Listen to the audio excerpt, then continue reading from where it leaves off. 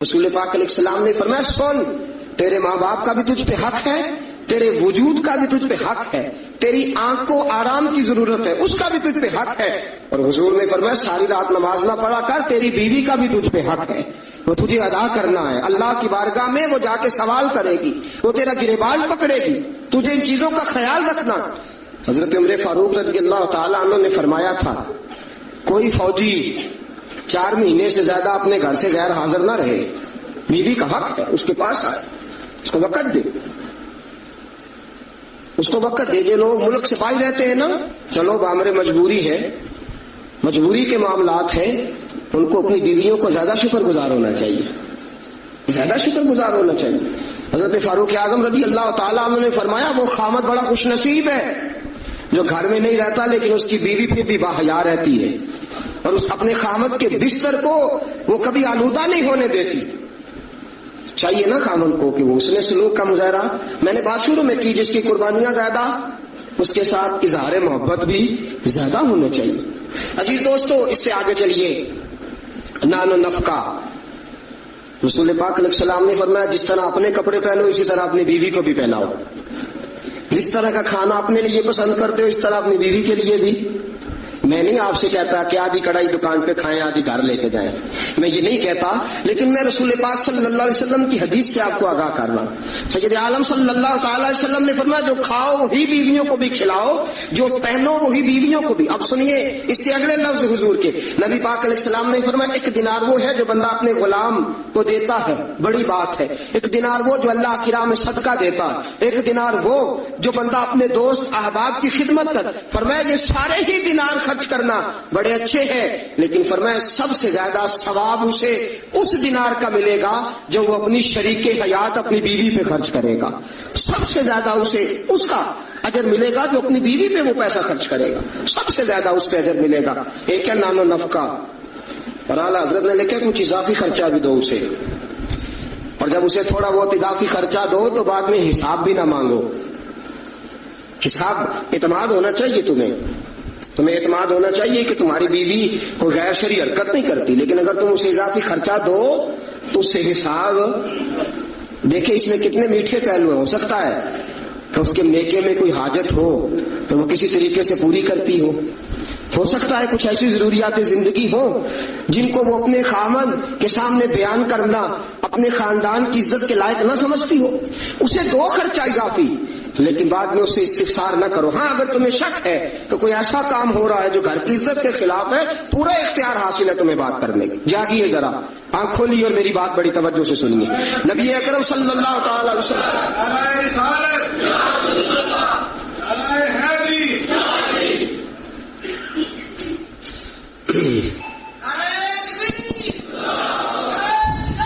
اچھا نبی کریم صلی اللہ تعالی وسلم نے فرمایا اس پر مال خرچ کرو۔ اور ایک اور شرعی مسئلہ آپ کو بتا دوں، خامد ہو کنجوس، کٹھن مسئلہ ہے نا، اور وہ بیوی کو ضرورت کے پیسے بھی نہ دیتا ہو تو اس عورت کو اجازت ہے کہ خامد کی اجازت کے بغیر اس کے پیسے لے کے استعمال کر سکتی ہے، شریعت نے اجازت دی ہے نا اسے۔ نہیں مجھے سویرے ایک صاحب کہنے لگے اتنے حق نہ بیان کر دینا، بیویاں پہلے ہی بہت زیادہ اصرار کرنے والی، اتنے نہ حق بیان کر دینا۔ میں نے کہا حقوق میں نے مقرر کیے ہیں کہ اللہ رسول نے مقرر فرمائے، اگر اللہ رسول نے مقرر فرمائے تو میں تو راوی ہوں نا، میں تو ایک راوی، ایک درمیان میں صرف واسطہ ہوں کہ میں نے کہیں سے پڑھا اور آپ تک پہنچا دیا۔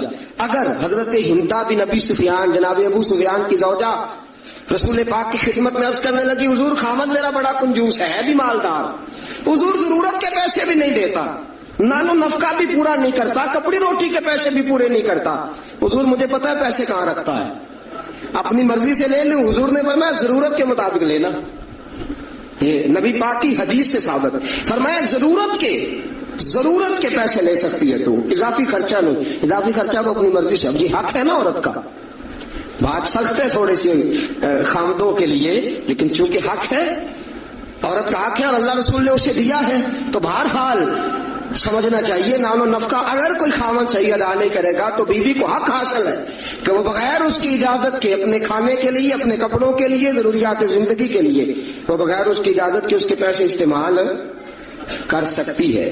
تو عزیز دوستو، نبی اکرم صلی اللہ علیہ وسلم نے یہ سارے حقوق بیان فرمائے۔ اب ذرا آگے چلیے، اس سے اگلی بات ہے خاوند کا اپنی بیوی کے ساتھ حسن سلوک کرنا۔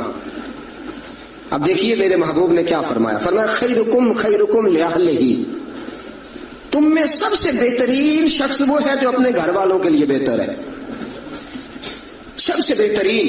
اور حضور نے فرمایا انا خیرکم لأہلہ، فرمایا میرے گھر والوں سے پوچھ لو جا کے، میں سب سے زیادہ اپنے گھر والوں کے لیے بہتر ہوں۔ تم میں سب سے بہتر وہ ہے جو اپنی بیوی بچوں کے لیے بہتر ہے، گھر والوں کے لیے، اس کا سلوک اپنی بیوی بچوں کے لیے اچھا ہے۔ میں نے وہ ساری باتیں شروع میں عرض کر دی، تادیباً عورت کو ہلکی پھلکی سزا دینے کی اجازت دی، لیکن ساتھ ساتھ جو حقوق متعین فرمائے، حسن اخلاق کا جو مظاہرہ فرمایا، میٹھی بات کرنے کا حکم دیا، عورت کے ساتھ نرم لب و لہجہ اختیار کرنے کا حکم ارشاد فرمایا وہ سارا کچھ چھوڑ چھاڑ کے آئی۔ اور پھر دوسرا نقص یہ ہے، اس کی ایک فکری کمزوری ہے کہ وہ ناقص العقل ہے، وہ ٹیڑھا پن رکھتی ہے، اس کی طبیعت میں شامل ہے۔ تو اعلیٰ ظرف ہے، تو مرد ہے، اللہ نے تجھے افسر بنایا، تیرا کام ہے کہ اس کے ساتھ حسن سلوک کرے۔ نبی اکرم صلی اللہ تعالی علیہ وسلم کی پیاری زوجہ سیدہ طیبہ طاہرہ حضرت عائشہ صدیقہ رضی اللہ تعالی عنہ فرماتی ہیں، میں حضور گھر میں ہوتے تھے تو بے تکلف گفتگو کر لیتی تھی، بے تکلف، جو مجھے کہنا ہوتا تھا میں بغیر جھجک کے نبی کریم علیہ السلام کی خدمت بابرکت میں بات عرض کر دیتی تھی۔ فرماتے ایک موقع ایسا آیا کہ حضرت صفیہ رسول پاک کی زوجہ فرماتی ہیں کہ اونٹ میرا کہیں گم ہو گیا، میں رونے لگ گئی، اونٹ گم ہوا اور میں رونے لگ گئی۔ صفیہ فرماتی ہیں رسول پاک صلی اللہ علیہ وسلم تشریف لائے اور نبی پاک علیہ الصلوۃ والسلام نے پہلے اپنی مقدس چادر مدثر والی اور مزمل والی کملی، فرماتے حضور نے اس کے ساتھ میرے آنسو صاف کیے، اور آنسو صاف کر کے حضور نے کچھ ایسی باتیں چھیڑ دی کہ میں نے ہنسنا شروع کر دیا۔ نبی پاک دلجوئی فرما رہے ہیں، رسول پاک صلی اللہ علیہ وسلم دلجوئی فرما رہے ہیں، فرماتی ہیں یہ انداز حضور ہمارے ساتھ اختیار۔ حضرت عائشہ صدیقہ فرماتی ہیں میں چھوٹی سی تھی جب حضور کے گھر آئی، میں اپنی سہیلیوں کو کہتی کہ فلانے ٹائم حضور گھر نہیں ہوتے، آ جانا، مل کے کھیلیں گی، آ جانا۔ فرماتی چھوٹی سی تھی جب رسول پاک کے حرم میں داخل ہو گئی، اپنی سہیلیوں کو کہتی حضور فلاں وقت نہیں ہوتے، آ جانا، مل کے کھیلیں گے۔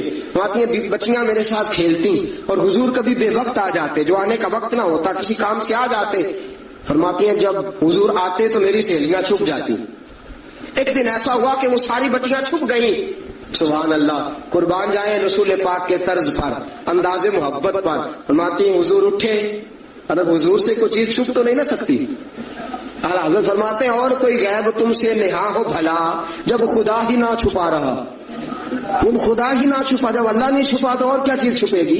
نبی پاک نے جب اپنے رب کا دیدار کر لیا اللہ کے کرم سے تو باقی پیچھے کیا رہ گیا، حضور سے کچھ، حضور اٹھتے اور جس دروازے کے پیچھے کوئی بچی چھپی ہوتی حضور اسے پکڑ کے لاتے، لا کے حضرت عائشہ فرماتی میرے پاس بٹھاتے، پھر دوسری کو پکڑ کے لاتے، تیسری کو، چوتھی کو، پانچویں کو، سب کو پکڑ کے لاتے، اور رسول پاک فرماتے جانا نہ، جب تک تمہارے پاس موقع ہو عائشہ کے ساتھ کھیلتی رہنا، جانا نہیں، جانا نہیں۔ حضرت عائشہ فرماتی ہے میری سہیلیاں گھر جا کے، اپنے گھر جا کے وہ بتلایا کرتی تھی کہ عائشہ بڑے نصیبوں والی ہے، عائشہ بڑے مقدروں والی ہے، ایسا گھر والا ملا ہے جو اس کے کھیلنے کا بھی خیال رکھتا ہے، جو اس کی تفریح کا بھی خیال۔ رسول اکرم صلی اللہ تعالی علیہ وسلم کا انداز دیکھیے نا، سیدہ عائشہ صدیقہ فرماتی ہیں مسجد نبوی میں حبشی بچے نیزوں سے کھیل رہے تھے، نیزوں کے ساتھ کھیل رہے تھے، اور نبی پاک علیہ السلام نے فرمایا عائشہ ادھر آؤ، بچے حبشی مسجد کے دروازے پہ نیزوں کے ساتھ کھیل رہے ہیں، کھیل دیکھو گی؟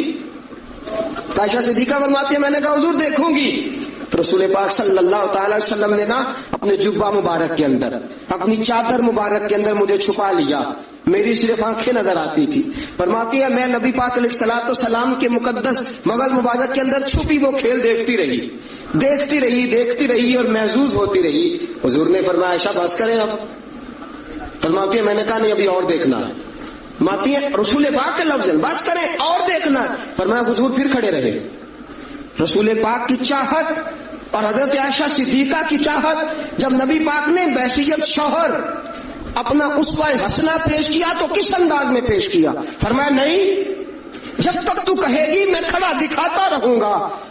حضرت عائشہ صدیقہ رضی اللہ تعالی عنہا فرماتی ہیں جب تک میں دیکھتی رہی رسول پاک میری خواہش کے لیے کھڑے رہے، دو جہاں کے بادشاہ، دو جہاں کے والی، فرماتے ایک بی بی، اس کی چاہت کے لیے حضور کتنی دیر کھڑے رہے، کتنے کام کرتے ہیں ہم اپنی بیویوں کی چاہت کے حوالے سے، اور کتنا ہم وقت صرف کرتے ہیں صرف اس لیے کہ آج چلو بیوی کی خواہش ہے اور ہم تھوڑی دیر کے لیے کچھ وقت ایسا نکالیں جو فقط ہم ایسا دے جس سے اس کی طبیعت کو ہم تھوڑا خوش کر سکے۔ نبی اکرم صلی اللہ تعالی علیہ وآلہ وسلم کا انداز دیکھیے نا۔ حضرت عائشہ فرماتے ہیں کہ اللہ کے محبوب علیہ السلام ایک جنگ سے واپس آئے تو فرمایا عائشہ میرے ساتھ دوڑ لگاؤ گی؟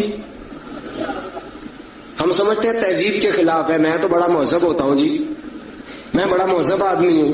اور ایک اور مصیبت ہے ہمارے ہاں، نبی پاک صلی اللہ علیہ وسلم عورتوں کے ساتھ گھر کا کام کاج بھی کراتے تھے۔ کیا خیال ہے آپ کا؟ عورتوں کے ساتھ گھر کا کام کاج بھی کیا خیال ہے آپ کا؟ ویسے یہ سنت ہے نا نبی پاک صلی اللہ علیہ وسلم۔ آپ کو جتنا مرضی کوئی تانا دے کہ یہ بیوی کا مرید ہو گیا ہے، جورو کا غلام ہو گیا ہے، آپ کہہ سکتے ہیں میں مصطفیٰ کی سنت ادا کر رہا ہوں، میں نبی پاک صلی اللہ علیہ وسلم کی۔ اور نوجوان فخر کرتے ہیں باہر نکل کے، میں نے نہیں کبھی بولنے دیا اسے۔ بھئی یہ اعلیٰ اخلاق کی بات نہیں ہے جو تو سنا رہا، یہ اعلیٰ اخلاق والی بات نہیں کہ تو باہر بیٹھ کے کہے جی بھائی اس کی ضرورت ہے میرے سامنے بول جائے، یہ اعلیٰ اخلاق کی بات نہیں ہے۔ یہ اعلیٰ، یہ کوئی ضرورت والا معاملہ ہے، عورت پہ ضرورت دکھانا بھی کوئی کمال ہے۔ رسول اکرم صلی اللہ تعالی علیہ وسلم نے فرمایا عائشہ دوڑ لگاؤ گی؟ حضرت عائشہ صدیقہ فرماتی ہیں کہ میں جوان تھی، میرا وجود اس وقت پتلا تھا، میں نے کہا حضور لگا لیں دوڑ۔ حضور سے زیادہ کوئی مہذب نہیں، نبی پاک سے زیادہ کوئی تہذیب کا علم بردار، نبی پاک سے زیادہ کوئی باوقار نہیں، لیکن میرے دوستو یہ انداز حضور نے کیوں اختیار فرمایا؟ تیری اور میری تربیت کے لیے اختیار فرمایا، تجھے اور مجھے درس دینے کے لیے اختیار فرمایا۔ اور نبی پاک سے زیادہ مصروف بھی کوئی نہیں۔ اگر کوئی یہ دعویٰ کرے کہ بڑا مصروف ہوتا ہوں، میں کیسے وقت نکالوں اپنی بیوی کے لیے؟ رسول پاک کی زندگی بڑی مصروف زندگی ہے، بڑی معنی خیز زندگی، ایک ایک لمحہ میرے محبوب کا مصروف ہے، لیکن آپ انداز کیا اختیار فرماتے ہیں؟ میں عائشہ چلو دوڑو۔ حضرت عائشہ صدیقہ فرماتی ہیں دوڑ لگائی اور میں جیت بھی گئی، دوڑ لگائی بھی، حضور پیچھے رہ گئے، میں آگے نکل گئی۔ فرماتے ہیں رسول پاک نے مجھے کھجوریں بھی عطا فرمائی، نبی پاک نے مجھے پانی بھی پلایا، دوڑتی دوڑتی تھک گئی۔ فرماتی ہیں پھر ایک موقع آیا، حضور نے فرمایا عائشہ آج پھر دوڑ لگا لو۔